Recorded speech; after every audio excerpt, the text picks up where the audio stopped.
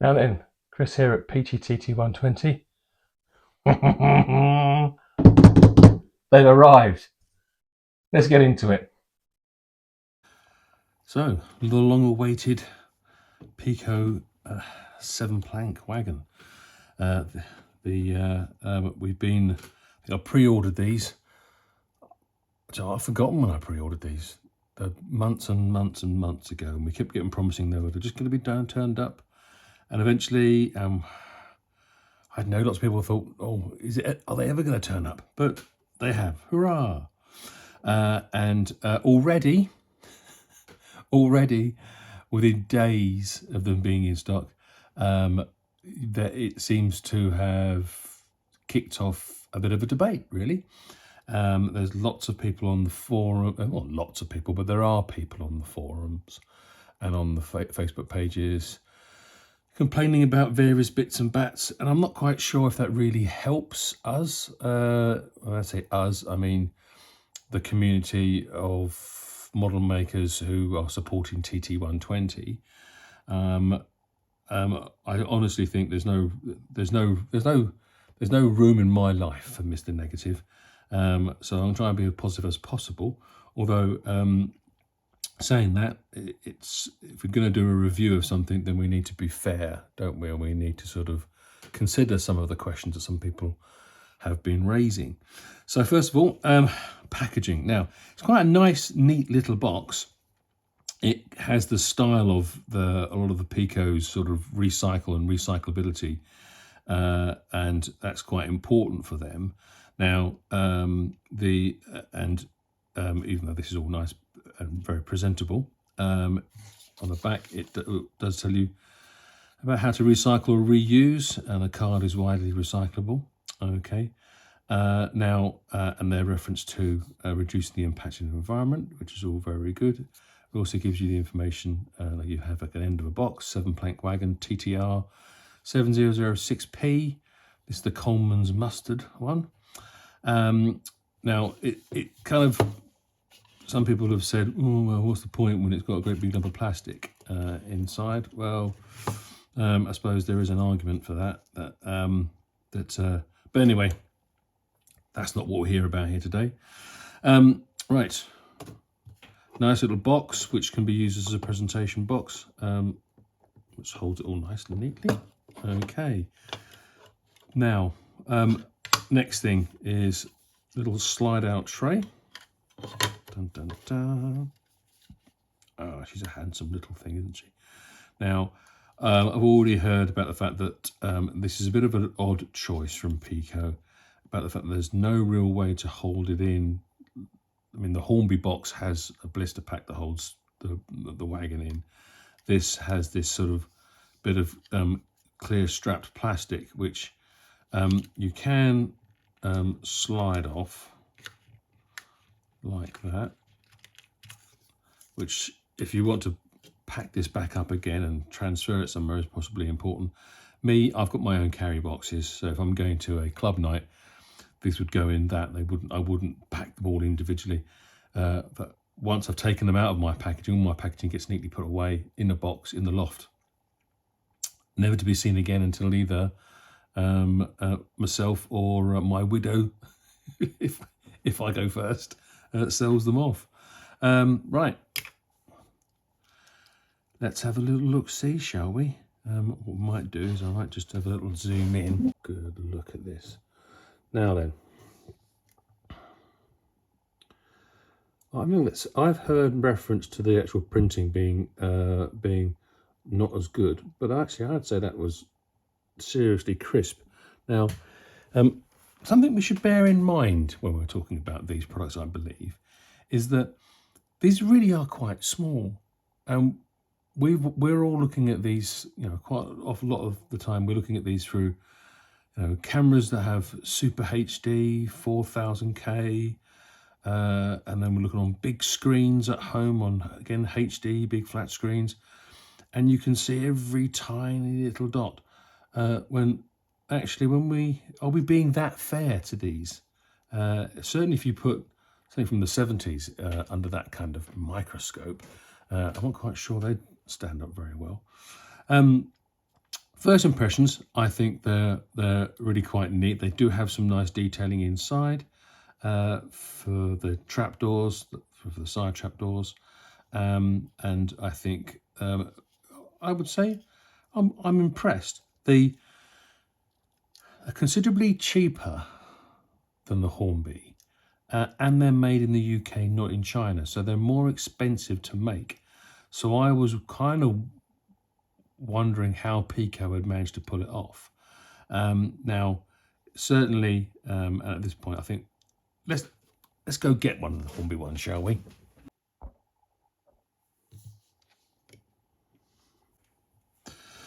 Okay, size-wise, size-wise, they're both the same size, although the axle spacing is different. I think this is, someone has said this is a 10-foot axle spacing, that's a 9-foot. I'm not sure if that is a reflection of some kind of reality somewhere. I don't know. Now, when it comes to detailing, I would say that yes, Hornby possibly have a win really when it comes to their chassis detailing. And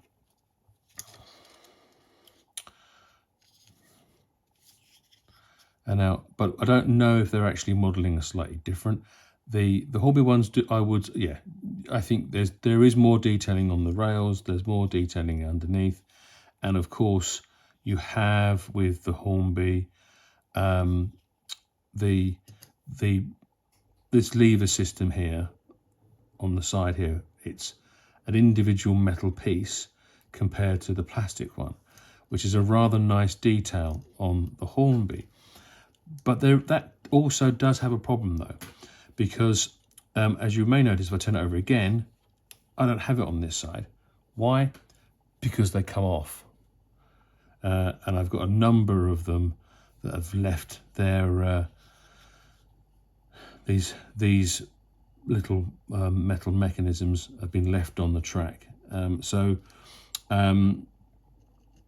These obviously are never going to come off. But I agree, the Hornby one is a nicer detail than the Peco one. Okay. Also, the Hornby spoked wheels are more attractive than the disc ones with the holes in. Again, I'm not quite sure what reflection that is of the real of a real model. But detailing wise on the interiors, they're not dissimilar.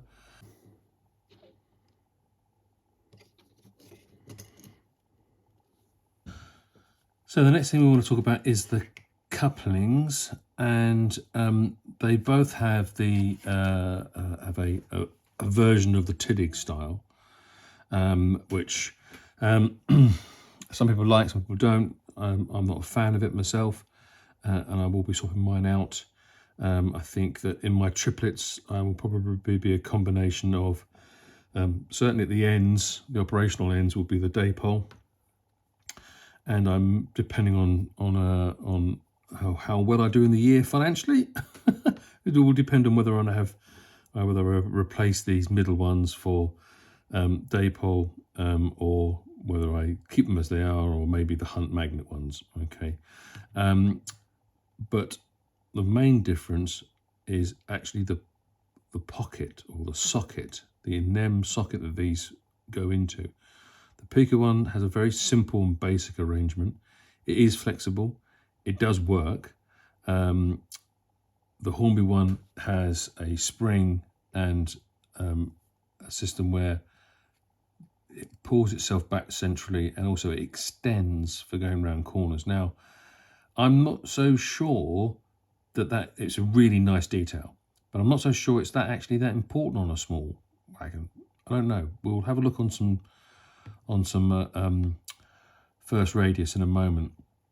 I think this certainly flexes enough, but it's relying on the plastic itself. So will that eventually shear? I don't know. Who knows? It's only something that we're going to really tell in time whether that actually succeeds. They lock together without any real problem. and we'll try on the actual track and see how that compares. There's a fair amount of space between them. Let's take it apart again. There you go. That's an easy way of doing it. One thing that may end up being in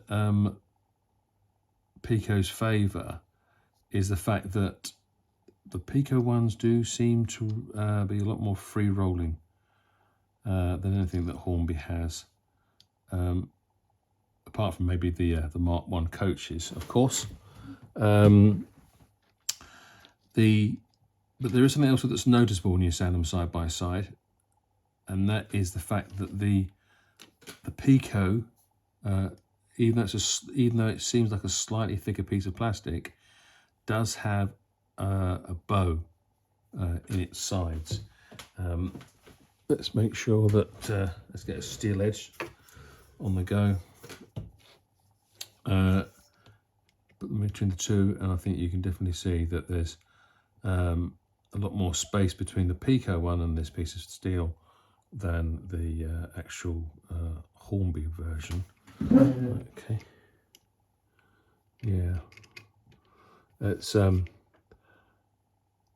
yeah, a bit of a shame. I think it stands out more on the bright yellow one, obviously, but even so, they still are. Let's try and stay positive. They are a sweet little wagon.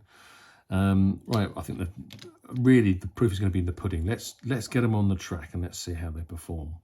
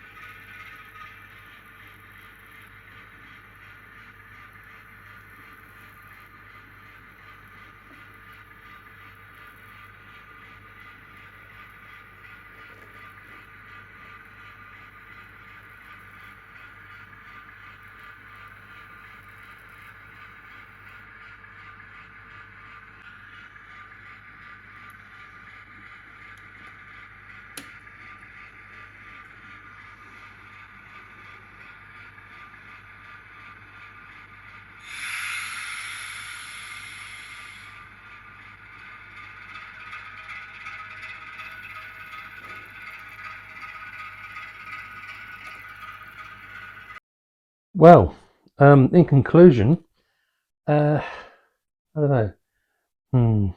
Okay, let's just do it item by item, shall we? Okay, packaging between Hornby and Peco. I don't care. That one done.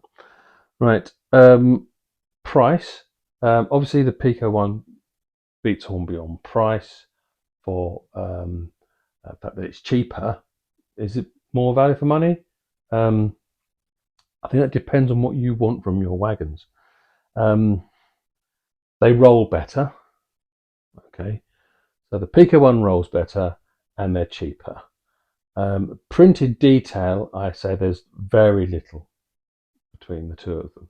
Okay, so that's a bit of a draw. The actual construction and detail on the Hornby one is better. And I think that's what you're paying for. But the thing that everyone's complaining about, which is the couplings, well, to be honest with you, I think their Peco's simple method, it certainly operates fine on Radius 1. We had no issues with it. How long they'll last, I don't know. But then they're only quite simple, so and they're probably really quite cheap to replace. I've already had a spring go ploing on one of the Hornby ones, and that's a bit more awkward to actually refix, but it is sweeter. I don't know. I'm on the fence about that one. I think the mechanism on the Hornby coupling, particularly when you link it with the Tillig, with the Daypole or the Hunt, becomes a really good and efficient system. Whilst they both have the awful Tillig or Tillig copy, I don't think it makes a lot of difference. It's almost like wasted engineering on the Hornby one, whereas the simple one, the Peco one, is perfectly fine for such an awful coupling. But that's only my opinion. I know there's people out there who really love the fake or the copy, the Tillig copy. So I don't know. It's great, I think, having another manufacturer involved. I hear they're selling like hotcakes. I'm not surprised. They've got some very attractive liveries. They've also got some Great Western and some southern region stuff as well, which is refreshing, I guess, for the people down south and west. Yeah, that's a lot, really, guys. All right. Look forward to hopefully. Do you know what would be awesome is if Peco bring out some other things with and have them roll as well as these, because to be honest with you, all the Hornby stuff we've had so far, I think has been superb. The only thing that's really kind of let them down, besides the Tilly coupling, has been the fact that some of the other bits of stock haven't rolled as well as the excellent Mark 1 coaches, which just fly. There you go. Anyway, I hope you enjoyed this. I hope it's of some use or help to you when it makes you when you're deciding on what you're going to purchase. So all it needs to say really is please like and subscribe. It really does help with the algorithms and all that malarkey, whoever they are. Don't forget to poke Peach in the face if you want to subscribe.